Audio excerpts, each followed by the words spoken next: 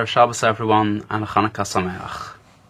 One of the interesting themes running through the Parashat of Vayeshev, Miketz and Vayigash is the theme of responsibility. At the beginning of Parashat Vayeshev, we see that the brothers, particularly Reuven and Yehuda, do not sufficiently take responsibility for the welfare of Yosef. And that sense has completely reversed, it's completely changed by the time we get to the beginning of Parashat Vayigash, where Yehuda stands up and takes ultimate responsibility for Binyamin and says to Yosef that rather than keeping Binyamin in jail, he should go in his stead. And arguably there's a point in this week's Parashat, in Parashat Miketz, where there's a switch. We know that Yosef has demanded that the brothers bring Binyamin down with them the next time they come to Mitzrayim.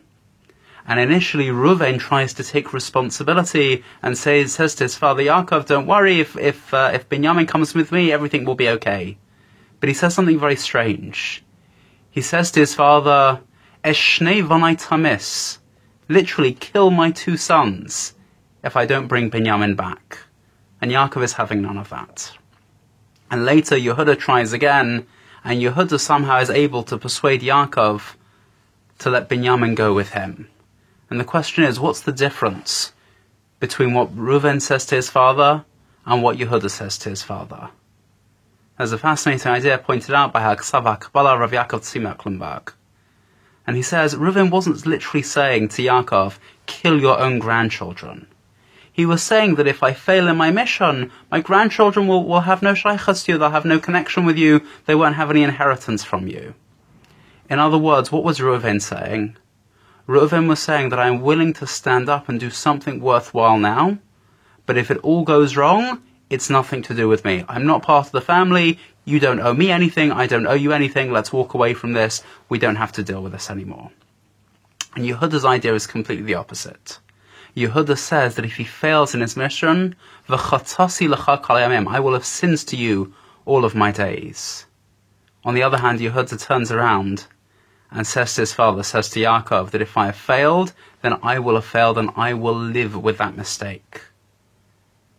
The whole idea of responsibility is not about simply standing up and taking action, and if it goes well, great, and if it doesn't go well, then we walk away from it.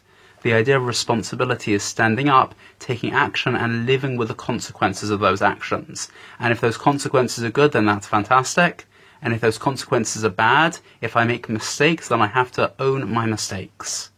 It's only when I own my mistakes that I can really be reflective. I can do that cheshbon nefesh to try and understand why things went wrong and how we can learn, how we can do better in future. In addition to it being Chanukah at the moment, for many of us around the world, we're in a bit of a holiday season. Perhaps we finish one academic term at school and we have a little bit more time to stop and to reflect and to do some of that cheshbon nefesh.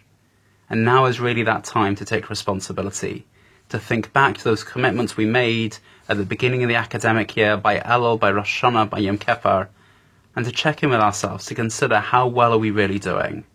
And if we have made mistakes, rather than just walking away, let's really own the mistakes that we've made and consider how can we use those mistakes to do better in the future. Wish you all a good Shabbos and a Chanukah Sameach.